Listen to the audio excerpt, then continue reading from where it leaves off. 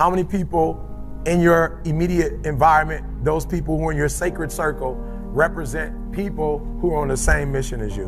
Or do you have a bunch of people on your list who are not on the same mission as you, and those individuals are pulling you down?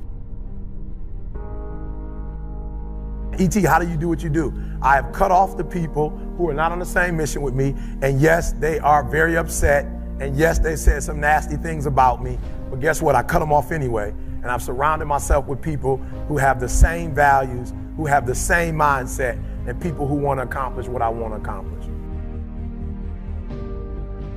It says every day in Africa, in the safari, a lion wakes up. Every single day in the safari, a lion wakes up. Right? And every single day in the safari, a gazelle wakes up. I love it. I love it. It says, though, here's what's funny. It says that if you wake up and you're a gazelle, you realize if you're going to survive as a gazelle, if you're going to survive, you must outrun the slowest gazelle. Right? In your mind, you're thinking you got to outrun the fastest lion. That's not the truth. You just got to stay ahead of the slow gazelle. That's it.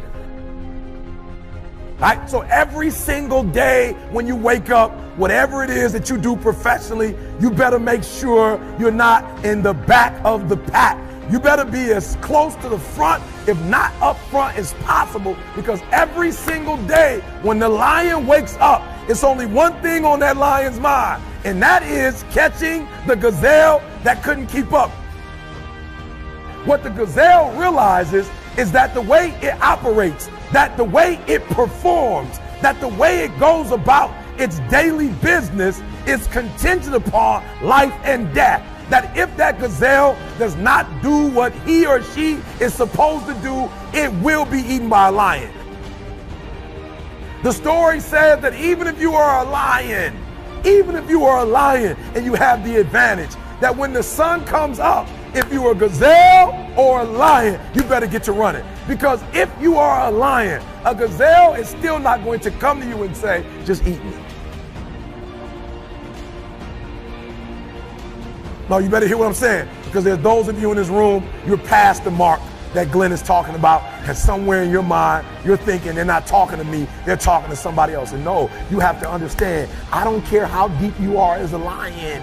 When you wake up, nothing is going to come to you. Nobody's going to give you anything. They're still not giving stuff to E.T. I still have to work. I still have to fly 20 hours to get to Australia. I still have to go to London. I still have to do free stuff in Detroit. I still have to drive. I'm a lion. And when the sun comes up, I still have to get to running. Here's the challenge, though. I asked myself when I read that story, that's what's on the surface. I read it and I started asking myself, E.T., what's the difference between a gazelle and what's the difference between a lion?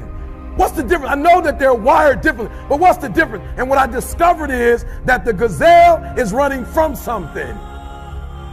The gazelle is running from something. So as long as the lion is chasing the gazelle is running. But as soon as the lion stops chasing the gazelle, it stops. And that's a lot of you in this room.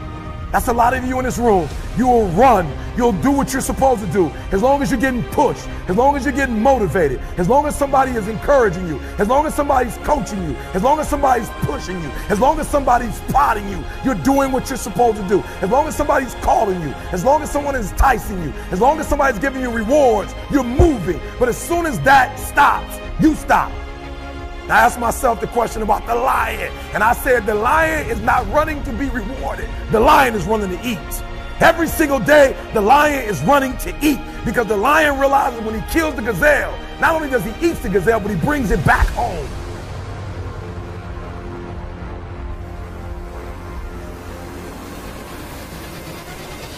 You've got to ask yourself, what's your why? What motivates you? What pushes you? What drives you? And if that thing is internal, if nobody has to call you, if nobody has to prod you, if nobody has to reward you, if nobody has to give you anything, if you are self-motivated and self-regulated, you can have it, you can be it, you can do it.